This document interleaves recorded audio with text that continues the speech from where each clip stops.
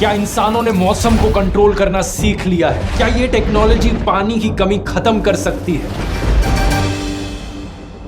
नमस्कार दोस्तों, कैसा लगेगा सुनकर अगर मैं आपसे कहूं इंसानों ने कुछ हद तक मौसम को कंट्रोल करना सीख लिया है। क्लाउड सीडिंग टेक्नोलॉजी की मदद से हम जहां चाहें वहां बारिश करा सकते हैं आर्टिफिशियली। ये एक ऐसी टेक्नोलॉजी है जिसका ऑलरेडी कई सालों से इस्तेमाल किया जा रहा है। चाइना जैसे देशों ने तो मिलियंस ऑफ डॉलर खर्च किए हैं इस टेक्नोलॉजी पर।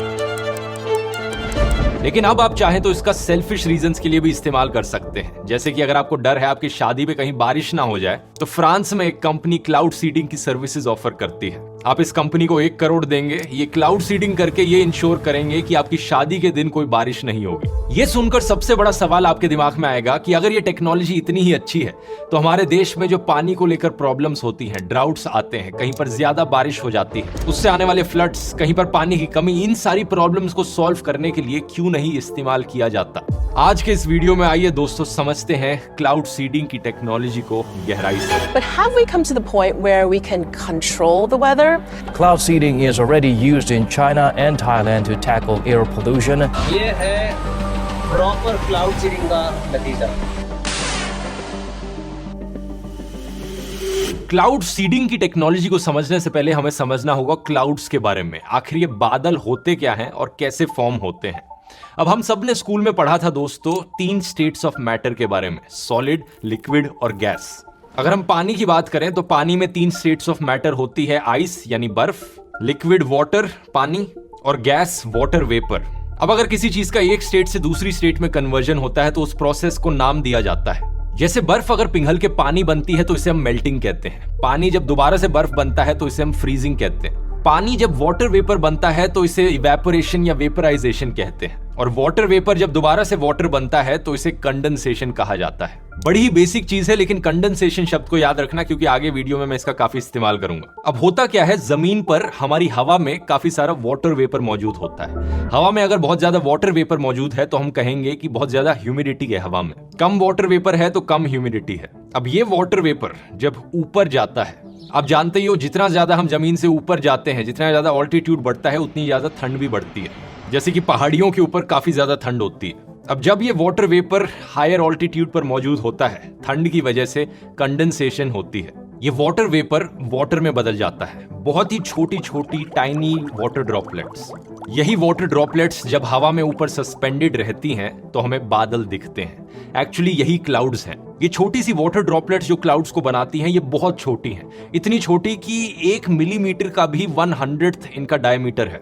और एक बादल में ऐसी मिलियंस ऑफ ड्रॉपलेट्स होती हैं। अगर कोई बादल और भी ज्यादा हायर ऑल्टीट्यूड पे मौजूद है तो हवा और भी ज्यादा ठंडी हो जाती है। इसका मतलब कंडेंसेशन ही नहीं बल्कि फ्रीजिंग भी हो जाती है। ये वाटर ड्रॉपलेट्स बर्फ के छोटे क्रिस्टल्स में बदल जाती हैं और आइस क्रिस्टल्स से क्लाउड बनते हैं। तो इस सेंस में देखा जाए तो 2 तरीके के बादल हैं, एक जो वाटर ड्रॉपलेट से बनते हैं और दूसरे जो आइस क्रिस्टल से बनते हैं। इन दोनों के बीच में आसानी से फर्क बताया जा सकता है। जो आइस क्रिस्टल के क्लाउड्स हैं वो और ज्यादा ऊपर मौजूद होते हैं, दिखने में उनकी कोई क्लियर बाउंड्री लाइन नहीं होती और वो ज्यादा पतले होते हैं। जो मोटे मोटे बादल आपको जमीन के ज्यादा पास दिखते हैं वो वाटर ड्रॉपलेट से बने हुए बादल हैं। अच्छा, ये समझ लिया तो अगला सवाल उठता है कि इन बादलों से बारिश कैसे होती है। होता क्या है दोस्तों कि ये जो छोटी छोटी ड्रॉपलेट्स हैं, जब ये कलेक्ट होती रहती है और ड्रॉपलेट्स आती रहती हैं, बादल बड़ा होता रहता है, तो छोटी छोटी ड्रॉपलेट्स एक दूसरे से कोलाइड करती हैं, एक दूसरे में जाकर मिक्स हो जाती हैं, बड़ी ड्रॉपलेट्स बनती हैं। ये बड़ी ड्रॉपलेट्स और ऊपर जाकर फ्रीज होकर आइस क्रिस्टल्स बनती हैं और आइस क्रिस्टल्स भी कोलाइड करके एक दूसरे के साथ बड़े आइस क्रिस्टल्स बनते हैं। ये प्रोसेस चलता रहता है तब तक जब तक ये आइस क्रिस्टल्स इतने बड़े नहीं हो जाते कि इनके वजन की वजह से ही ये जमीन पर नीचे गिरने लग जाए। और जब ऐसा हो जाता है तब ये आइस क्रिस्टल्स जमीन पर गिरते हैं। नीचे गिरते समय अगर हवा का तापमान ठंडा है तो ये बर्फ की तरह नीचे गिरेंगे और स्नोफॉल होगी। अगर हवा गर्म है नीचे जमीन पर तो ये पिघल जाएंगे और बारिश की तरह नीचे गिरेंगे। कुछ इस तरीके से बारिश होती है। अब क्लाउड सीडिंग की बात करी जाए तो इंसानों के इतिहास में इस टेक्नोलॉजी की एंट्री होती है बाय चांस, एक एक्सीडेंट की वजह से। ऐसी चीजों के लिए एक इंग्लिश में शब्द इस्तेमाल किया जाता है, सेरेंडिपिटी। इसका मतलब है बाय चांस कुछ ऐसी चीज होना जिससे हमें फायदा मिले। सेरेंडिपिटियस डिस्कवरी का एक बड़ा एग्जाम्पल है वैक्सीन की डिस्कवरी होना। डॉक्टर अलेक्जेंडर फ्लेमिंग ने जब पेनिसिलिन का आविष्कार किया था, ये बाय चांस हुआ था। इस चीज की बात डिटेल में मैंने वैसे रेड प्लेग वाले वीडियो में करी थी, अगर आपने नहीं देखा इसका लिंक नीचे डिस्क्रिप्शन में डाल दूंगा। तो क्लाउड सीडिंग भी एक सेरेंडिपिटियस डिस्कवरी थी। साल 1943 की बात है। डॉक्टर विंसेंट शेफर एक अमेरिकन केमिस्ट और मीटियोरोलॉजिस्ट थे। ये रिसर्च कर रहे थे एयरक्राफ्ट आइसिंग और प्रेसिपिटेशन के ऊपर। साल 1946 में इन्होंने अपनी रिसर्च में एक कोल्ड बॉक्स का इस्तेमाल किया, एक ऐसा बक्सा जो काफी ठंडा था। किसी और चीज की टेस्टिंग करते वक्त ये अपने एक्सपेरिमेंट्स में अक्सर ब्रीद आउट करते थे इस ठंडे बक्से के अंदर। जैसा कि आप जानते हैं, हमारी सांस जो बाहर निकलती है हमारे मुंह से, उसमें वाटर वेपर होता है और अगर बाहर ठंड है तो कंडेंसेशन होगी। यही चीज होती हुई इन्होंने नोटिस करी। ये चीज वैसे आप खुद भी देख सकते हैं ठंड के मौसम में, जब आप बाहर जाएंगे और आप बाहर सांस लेते हैं तो ऐसा लगता है कि कुछ धुआं सा निकल रहा हो मुंह से, कुछ फॉग सी निकल रही हो मुंह से। एक्चुअली में जो आपको ये धुआं फॉग दिखती है, ये क्या है? ये वही बहुत सारी छोटी छोटी टाइनी वाटर ड्रॉपलेट्स हैं। आपके मुंह से निकला वाटर वेपर कंडेंस हो जाता है इन छोटी छोटी टाइनी ड्रॉपलेट्स में। एग्जैक्टली वही प्रोसेस जो बादलों में होता है। तो ये कहना गलत नहीं होगा कि आपके मुंह से जो बाहर निकल रहा है विंटर में, वो एक तरीके का मिनी क्लाउड है।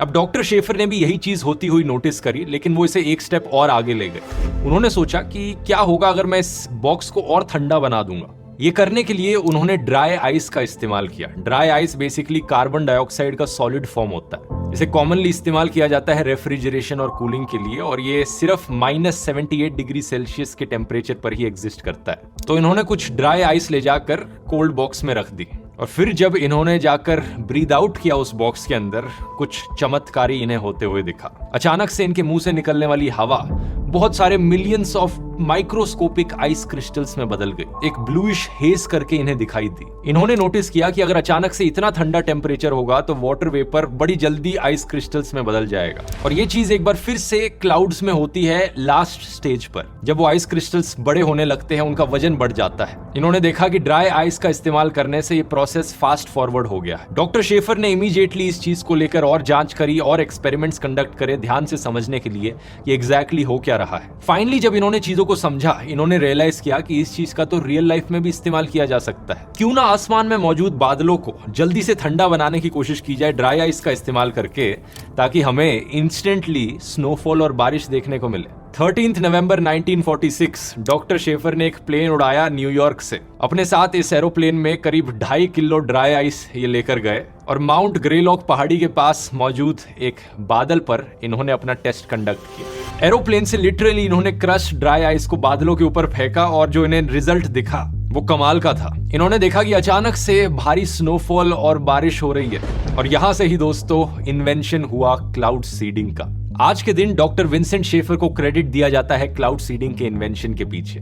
लेकिन इससे पहले एक और आदमी थे, विलियम राइश करके, जिन्होंने क्लेम किया था कि अमेरिका में उन्होंने एक क्लाउड बस्टर मशीन बना ली है। ये कहते थे कि ये ऑर्गन एनर्जी का इस्तेमाल करके, कॉस्मिक एनर्जी का इस्तेमाल करके ये एटमॉस्फेयर को मैनिपुलेट कर सकते थे और बारिश ला सकते थे। इन्होंने अपनी रिसर्च का नाम दिया कॉस्मिक ऑर्गन इंजीनियरिंग। लेकिन जैसा आप गेस कर ही सकते हो, ये उस टाइप के लोगों में से थे जो फ्रॉड चीजें क्लेम करते थे। इनकी मशीन बिल्कुल काम नहीं करी और ये बस क्रेडिट लेने का एक तरीका था। इंटरेस्टिंग चीज ये है कि डॉक्टर शेफर के अलावा एक और साइंटिस्ट थे जो क्लाउड सीडिंग की टेक्नोलॉजी पर काम कर रहे थे, लेकिन एक कंप्लीटली डिफरेंट पर्सपेक्टिव से। साइंटिस्ट डॉक्टर बेरहार्ड फॉन गुड। इनका आइडिया था कि मैं ये नहीं चाहता कि ड्राई आइस का इस्तेमाल किया जाए जिससे चीजें ठंडी बने और फिर जाकर यहाँ पर क्लाउड सीडिंग हो।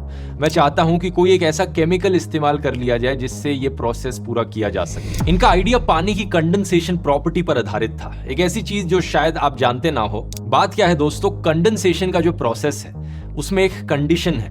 वाटर वेपर को वाटर में बदलने के लिए, कंडेंसेशन के प्रोसेस को होने के लिए एक नॉन गैसियस सरफेस की जरूरत होती है। यानी कि एक सॉलिड सरफेस या लिक्विड सरफेस चाहिए कंडेंसेशन के प्रोसेस को करने के लिए।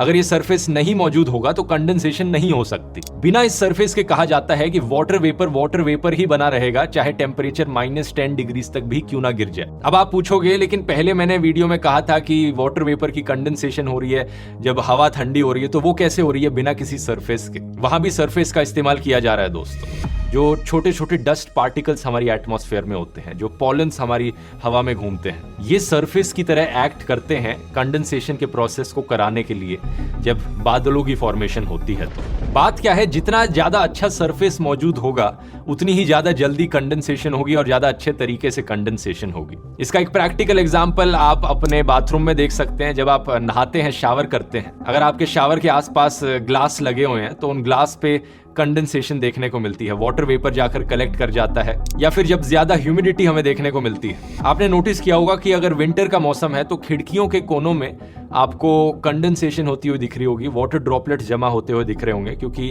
घर के अंदर ह्यूमिडिटी बहुत ज्यादा है, वाटर वेपर की संख्या बहुत ज्यादा है, तो वो वाटर वेपर जाकर कंडेंस कर जाता है जब वो ठंडी खिड़की से टकराता है, और वो खिड़की का जो ग्लास है वो एक सरफेस प्रोवाइड कर रहा है कंडेंसेशन को होने के लिए। तो डॉक्टर फोनगुड का यही लॉजिक था कि अगर मैं किसी तरीके से बेटर सरफेस प्रोवाइड कर सकूं तो कंडेंसेशन का प्रोसेस और जल्दी होगा। इन्होंने एक्सपेरिमेंट किया सिल्वर और आयोडाइड जैसे केमिकल से, और सिल्वर आयोडाइड का इस्तेमाल करके इन्होंने देखा कि एक्चुअली में सिल्वर आयोडाइड बहुत ही अच्छा सरफेस प्रोवाइड करता है वाटर वेपर को। सिल्वर आयोडाइड की प्रॉपर्टी है कि ये काफी सारा मॉइस्चर अपने अंदर एब्जॉर्ब कर लेता है, तो वाटर वेपर इसकी तरफ आकर्षित भी हो जाता है और कन्वर्ट भी हो जाता है वाटर में। आज के दिन कई और सिल्वर आयोडाइड जैसे मटेरियल्स के बारे में हम जानते हैं जिनकी खास बात है अपने आसपास मौजूद मॉइस्चर को ऑब्जॉर्व करना, और इन मटेरियल्स को हम बुलाते हैं क्लाउड सीड्स या फिर क्लाउड कंडेंसेशन न्यूक्लियाई। ठीक उसी तरीके से जैसे ड्राई आइस को बादलों में फेंका था डॉक्टर शेफर ने, हम इन क्लाउड सीड मटेरियल्स का इस्तेमाल कर सकते हैं बादलों में फेंकने के लिए, जिससे कंडेंसेशन का प्रोसेस स्पीड अप हो जाए और हमें जल्दी से बारिश देखने को मिले। अब आपको सुनकर लगेगा कि ये कोई नई टेक्नोलॉजी है, लेकिन इन दोनों मेथड्स को ऑलरेडी इस्तेमाल किया जाने लग रहा था जनरल इलेक्ट्रिक के द्वारा साल 1946 में ही, और उस समय ये एक बड़ी ही रेवोल्यूशनरी डिस्कवरी थी कि इतिहास में पहली बार इंसान मौसम को कंट्रोल कर पा रहे हैं। आने वाले टाइम में जो प्रोसेस था क्लाउड सीडिंग करने का वो धीरे धीरे इंप्रूव हुआ। सबसे पहले ये रियलाइज किया लोगों ने कि ये क्लाउड सीडिंग का जो मेथड है एरोप्लेन्स का इस्तेमाल करना और उनके ऊपर जाकर क्लाउड सीड्स टपकाना, ये बड़ा ही एक्सपेंसिव मेथड है। इसका एक ऑल्टरनेटिव डिसाइड किया गया कि जमीन से ही हम रॉकेट्स शूट अप करें जिनमें क्लाउड सीड्स डली हों और ये बादलों में जाकर टकराएं और क्लाउड सीड्स को वहां बिखेर दें। जैसे ही दुनिया भर के लोगों को, सरकारों को इस आविष्कार के बारे में पता चला, हर कोई लग गया ढूंढने में कि किस तरीके से वो अपने फायदे के लिए इस क्लाउड सीडिंग टेक्नोलॉजी का इस्तेमाल कर सकते हैं। नवंबर 1955 में थाईलैंड देश के जो राजा थे उन्होंने एक Thailand royal rain making project launch किया। ये पहले लोगों में से थे रियलाइज करने वाले कि क्यों ना हम ड्राउट के इफेक्ट्स को काउंटर करने के लिए इस टेक्नोलॉजी का इस्तेमाल करें। थाईलैंड में किसान अक्सर शिकार बनते थे सूखा का। इन राजा के द्वारा सजेस्ट किया गया मेथड कुछ हद तक सक्सेसफुल रहा। आज के दिन इस प्रोग्राम को रन किया जाता है department of royal rain making and agriculture aviation के द्वारा थाईलैंड में। आगे चलकर साल 2001 में यूरेका ऑर्गेनाइजेशन ने थाईलैंड के इन राजा को एक अवार्ड भी दिया था इसके लिए। इंडिया की बात करें तो इंडिया में क्लाउड सीडिंग ऑपरेशंस कंडक्ट किए गए 1983 में, 1984-87 में और तमिलनाडु सरकार के द्वारा 93-94 में, जब एक सीवियर ड्राउट की सिचुएशन आई थी तमिलनाडु में। कर्नाटका सरकार ने भी क्लाउड सीडिंग को इनिशिएट किया था 2003-04 में, और महाराष्ट्र की स्टेट में भी एक US company weather modification inc ने ऑपरेशंस कंडक्ट किए उसी साल। ये ऑपरेशंस कितने सक्सेसफुल हुए इसकी आगे बात करते हैं, लेकिन इससे पहले बहुत से देशों ने ये रियलाइज किया कि क्लाउड सीडिंग का वो इस्तेमाल कर सकते हैं बारिश को रोकने के लिए भी। अगर आप कुल मिला के इस प्रोसेस को देखोगे तो हम यहाँ पर क्या कर रहे हैं, हम कंडेंसेशन के प्रोसेस को स्पीड अप कर रहे हैं। जो बादलों में वाटर ड्रॉपलेट्स मौजूद हैं, हम उन्हें जल्दी से जल्दी नीचे गिराएं बारिश की तरह, ये कोशिश की जा रही है। तो अगर किसी एरिया में किसी स्पेसिफिक दिन हमें बारिश को होने से रोकना है तो उसके आसपास के एरियाज में पिछले कुछ दिनों में क्लाउड सीडिंग कर दी जाए, यानी वहां जो बादलों में वाटर ड्रॉपलेट्स मौजूद हैं वो ऑलरेडी नीचे गिर जाएंगी और बादल खत्म हो जाएंगे और आने वाले दिनों में कोई बारिश नहीं देखने को मिलेगी। एग्जैक्टली इसी टेक्निक का इस्तेमाल किया साल 2008 में चाइना ने बीजिंग ओलंपिक्स के दौरान। वो चाहते थे कि ओपनिंग सेरेमनी के दौरान कोई बारिश ना हो जिससे कोई प्रॉब्लम्स क्रिएट ना हो। इसके बाद दोस्तों फरवरी 2009 में चाइना ने आयोडाइड स्टिक्स का इस्तेमाल किया जब ड्राउट आ रहा था बीजिंग में। उसे काउंटर करने के लिए इन्होंने स्नोफॉल लाई बीजिंग के एरिया में। करीब 3 दिन तक बर्फ गिरी और इनकी 12 सड़कों को बंद भी करना पड़ा था बर्फबारी की वजह से। और अब इनका प्लान है कि इनकी यांगत्से रिवर को ये रिवाइव करें इसी प्रोसेस का इस्तेमाल करके। आसान नहीं होगा इतनी बड़ी रिवर को रिवाइव करना, लेकिन प्रॉपर प्लानिंग के साथ शायद अचीवेबल हो सकता है। इनफैक्ट प्रॉपर प्लानिंग और रिसोर्सेज की सही यूटिलाइजेशन के साथ क्या पॉसिबल नहीं है अचीव करना, लेकिन एक ऐसा रिसोर्स जिसे हम लोग इतना वैल्यू नहीं करते वो है टाइम। हम अक्सर टाइम को फॉर ग्रांटेड लेते हैं और फ्लो के साथ चलते रहते हैं, लेकिन समय एक ऐसी चीज है जो अगर बीत गया तो लौट कर वापस नहीं आता। हम अक्सर अपने दिन का बहुत सारा समय वेस्ट कर देते हैं फालतू की चीजों में, स्मार्टफोन पर स्क्रॉल करते हुए या प्रोक्रेस्टिनेशन में। ये मेरे साथ भी पहले बहुत होता था, लेकिन फिर मैंने अपना एक नया सिस्टम बनाया प्रॉपर टाइम मैनेजमेंट का। इस नए सिस्टम की वजह से मेरी प्रोडक्टिविटी इतनी तेजी से इंप्रूव हुई है, जिसकी मदद से मैं ट्रैवल कर पाता हूं दुनिया भर में और ऐसे वीडियोस आपको रेगुलरली दे पाता हूं। और फिर मैंने सोचा क्यों ना ये सिस्टम आप लोगों को भी सिखाया जाए, इसलिए मैंने लॉन्च किया अपना खुद का टाइम मैनेजमेंट और प्रोडक्टिविटी कोर्स। इस कोर्स में आप स्टेप बाय स्टेप सीखेंगे कि कैसे आप अपनी जिंदगी में पूरी तरीके से बदलाव ला सकते हैं। दिए गए असाइनमेंट्स को करने के बाद आपको दिखेगा कि कैसे अचानक से आपके पास एक दिन में कितना सारा टाइम है। हंड्रेड्स ऑफ लोग जिन्होंने इस कोर्स को लिया है, उनका फीडबैक जबरदस्त रहा है। आप स्क्रीन पे उनके रिव्यूज देख सकते हैं, कैसे उन्होंने भी सिमिलर चीजें नोटिस करी, पॉजिटिव चेंजेस नोटिस की अपनी जिंदगी में। अगर आप भी तैयार हैं इस बदलाव के लिए अपनी जिंदगी में, नीचे डिस्क्रिप्शन में इसका लिंक दिया गया है। आप में से पहले 400 लोगों को स्पेशल 40% डिस्काउंट मिलेगा अगर आप कूपन कोड RAIN40 इस्तेमाल करेंगे। जल्दी से जाकर ट्राई आउट करके देख सकते हैं। और मैं टॉपिक पर अब वापस आता हूं। बर्फ से याद आया, कई स्की रिजॉर्ट्स हैं यूएसए में जो एक्चुअली में इस प्रोसेस का इस्तेमाल करते हैं स्नोफॉल लाने के लिए, क्योंकि स्की रिजॉर्ट्स को चलते रहने के लिए बर्फ की जरूरत है जिस पर लोग स्कीइंग कर सके। अगर बर्फ नहीं गिरेगी तो रिजॉर्ट्स नहीं काम कर पाएंगे, तो इसलिए वो इस्तेमाल करते हैं इसका आर्टिफिशियली बर्फ प्रोड्यूस करने के लिए।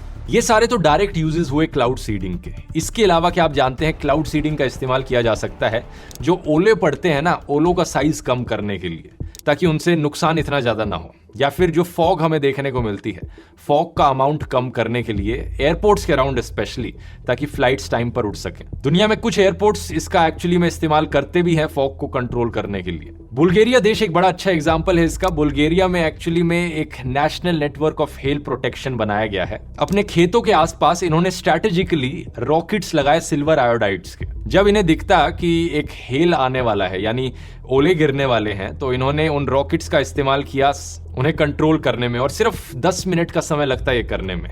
काफी इफेक्टिव प्रूव हुई है स्ट्रैटेजी। और 1960s से लेकर आज तक जो डेटा कलेक्ट किया गया है उसने प्रूव किया है कि काफी भारी एग्रीकल्चर सेक्टर में जो लॉसेस होते वो बच गए इस टेक्नोलॉजी की मदद से। यहां पर रशिया ने एक बड़ा इंटरेस्टिंग तरीका ट्राई किया था क्लाउड सीडिंग का। साल 2008 में उन्होंने कोशिश करी क्लाउड्स को सीड करने की सीमेंट बैग्स का इस्तेमाल करके, लिटरली सीमेंट का इस्तेमाल करके। और हुआ क्या कि 17 जून 2008 की बात है, एक सीमेंट का बैग जो इन्होंने फेंका था बादलों के ऊपर, वो बादलों में जाकर पिघला नहीं बल्कि एक घर के ऊपर जाकर गिर गया, और 3 फीट का बड़ा सा गड्ढा हो गया एक आदमी के घर पर। तो देख लो, अगर कभी आपके घर पे कोई सीमेंट का बैग आकर गिरता है तो समझ लेना कि यहाँ पर क्या होने लग रहा है। अब हर टेक्नोलॉजी के दोस्तों फायदे नुकसान होते हैं। ऐसा तो हो नहीं सकता कि क्लाउड सीडिंग जैसी चमत्कारी टेक्नोलॉजी हो और इसका कोई नुकसान ना हो। सबसे बड़ा ऑब्वियस कंसर्न जो उठाया जाता है क्लाउड सीडिंग को लेकर वो ये है कि इससे लॉन्ग टर्म क्या इंपैक्ट पड़ रहा है हमारे वेदर पर। क्या लगता है आपको, कोई हानिकारक इंपैक्ट होगा इसका?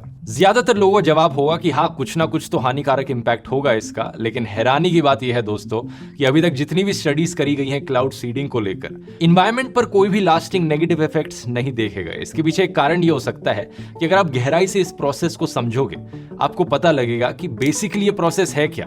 हम कंडेंसेशन के इफेक्ट को स्पीड अप कर रहे हैं। कोई चमत्कारी तरीके से बादल नहीं बना रहे हैं। जो एग्जिस्टिंग बादल हैं, हम उन्हें फोर्स कर रहे हैं कि अभी बारिश हो जाए उन बादलों से, बाद में होने की जगह। तो इसलिए अगर आप थोड़ा सोचकर देखोगे, आपको दिखेगा कि शायद ये उतनी भी यूजफुल टेक्नोलॉजी नहीं है जितना आपको लग रहा हो। हम ये कंट्रोल कर सकते हैं कि कल की जगह आज बारिश करा दें, इस रीजन की जगह इस रीजन में बारिश करा दें। लेकिन ओवरऑल हम अपनी इमेजिनेशन से हवा में वाटर वेपर नहीं डाल सकते। हवा में अगर वाटर वेपर मौजूद है तभी तो जाकर बादल बनेंगे। अगर वाटर वेपर ही नहीं होगा तो कहां से बादल बनेंगे, कहां से क्लाउड सीडिंग करी जाएगी? यही कारण है दोस्तों कि काफी ऐसी स्टडीज हैं जो कहती हैं कि क्लाउड सीडिंग एक ऐसी टेक्नोलॉजी है जो काम नहीं करती। बारिश की टोटल संख्या को बढ़ाना पॉसिबल नहीं है। इस चीज को लेकर कोई कॉन्क्रीट एविडेंस नहीं है हमारे पास फेवर में या अगेंस्ट में। शुरुआत में एक कंसर्न लोगों का यह भी था कि सिल्वर आयोडाइड का इस्तेमाल करने से हमें इंजरी हो सकती है, इंसानों को या बाकी जानवरों को, अगर ज्यादा एक्सपोजर सिल्वर आयोडाइड का हुआ। लेकिन बहुत ही थोड़े अमाउंट का सिल्वर आयोडाइड इस्तेमाल किया जाता है क्लाउड सीडिंग में, तो कोई भी इकोलॉजिकल, इन्वायरमेंटल और हेल्थ इंपैक्ट इसका नहीं पड़ता। और अब तक आप ये भी समझ गए होंगे दोस्तों कि इस टेक्नोलॉजी की लिमिटेशंस कितनी बड़ी हैं।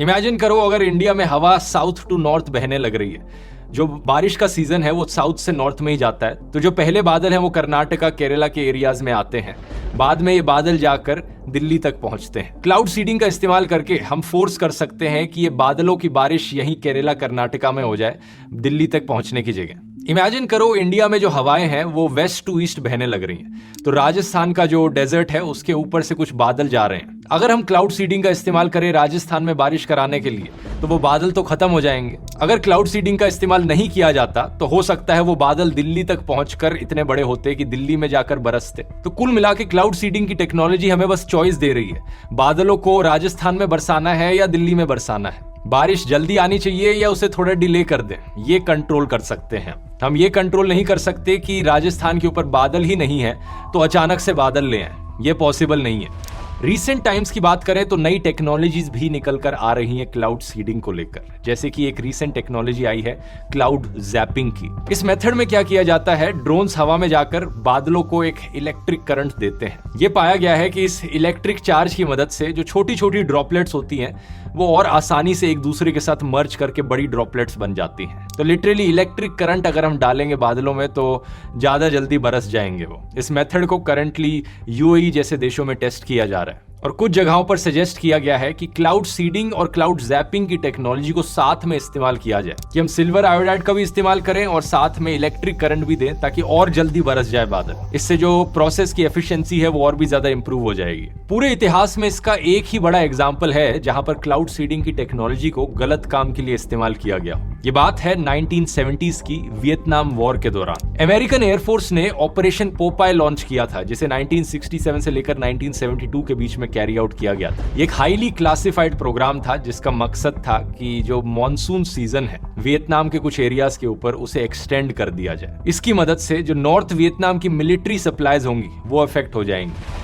जब ज्यादा बारिश होगी, सड़कें ठीक नहीं होंगी, मिट्टी बहुत सॉफ्ट हो जाएगी, लैंडस्लाइड्स आने के चांसेस बढ़ेंगे, मिलिट्री पर एक बुरा असर पड़ेगा। अमेरिकन एयरफोर्स का मोटो था यहाँ पर मेक मड नॉट वॉर। इन्होंने सिल्वर आयोडाइड का इस्तेमाल किया, क्लाउड सीडिंग करी ताकि जल्दी से बारिश हो, ज्यादा बारिश हो वियतनाम में। और ये पहला और इकलौता केस कहा जाता है मीटियोरोलॉजिकल वॉरफेयर का।